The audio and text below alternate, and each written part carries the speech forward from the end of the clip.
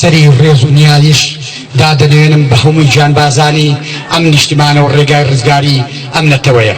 ئێمەی کورد لە ئێستادا پێویستیمان بە خۆمانە، پێویستیمان بە کەپر و ماڵی خۆمانە، پێویستیمان بە خوێن لەی سەری خۆمانە، پێویستیمان بە مێژوو زانست و فەرهەنگی خۆمانە، پێویستیمان بە کرانەوە بە ڕووی خۆماندایە، پێویستیمان بە زانست و زانیاری لە مێژینەی زەوتکرا و حرامکراوی خۆمانە، پێویستیمان بە شناسی خۆمانە، پێویستیمان بە نیشتیمان و خاکی خۆمانە، پێویستیمان بە دەوڵەت و دەسەڵاتی خۆمانە، پێویستیمان بە ئازادی و بەختەوەری و خۆشەویستی و یەکسانی خۆمانە.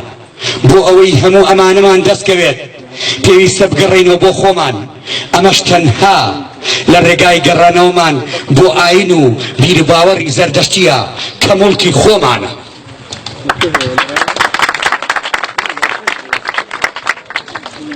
ئەمڕۆ ڕۆژی پەیمانە، جەژنی هەزاران ساڵەی کوردانە، جەژنی خۆشەویستی و بە یەکەوە ژیانێکی ئاشتیانەیە، جەژنی پەیمان بەستنی جەستە و خاکی پیرۆزی کوردستانە.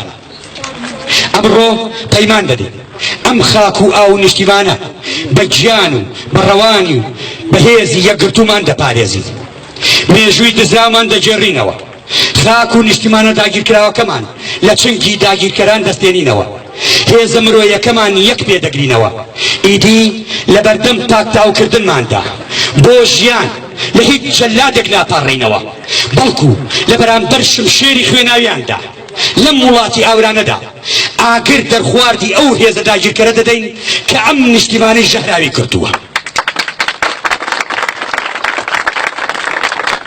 بۆیە لێرەوە لەم جێگایەوە داوا لە تاک بە تاکی کوردەکەم بێنەوە و بگەڕێنەوە سەر ئاینی باو باپیران و ڕەچەڵەکی خۆیان.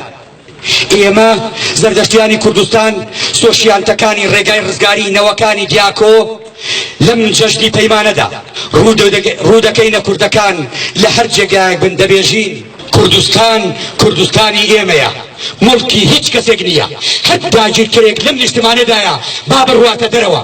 ئەوەی ئەوێ لەم خاکەدا بژی هاوشەریک و هاوماڵمانە، ئەوەی ئەوێ کێشەمان بۆ دروستکە، فیتنەمان بۆ بنێتەوە، ئەوە تا دەواازەکانمان کراوەتەوە با بڕۆنە دەرەوە، لەکوێ ژین باوێهی خۆیان بێ.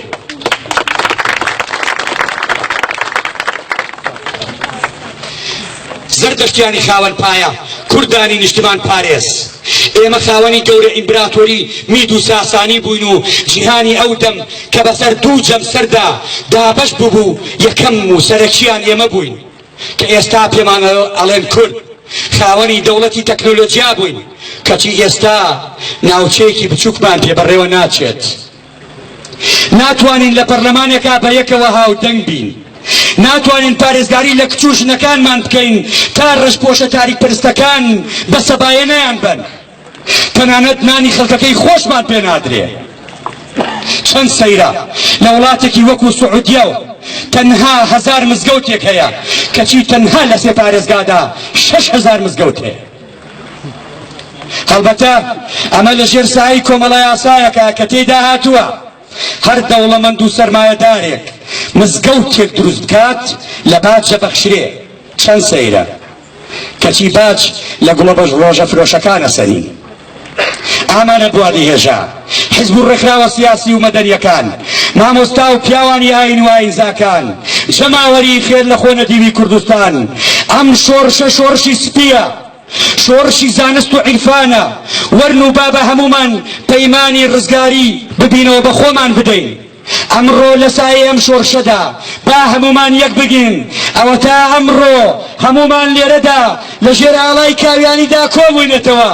با ئەم ئاڵایە شەرەف و کەرامەتمان بێ، ئەم خاکە دایکمان بێ، ئیتر یەکتریمان خۆش بێ، ئیتر ڕێگە نەدەین هیچ کەسێ هەڵمان بخەڵەتێنێ.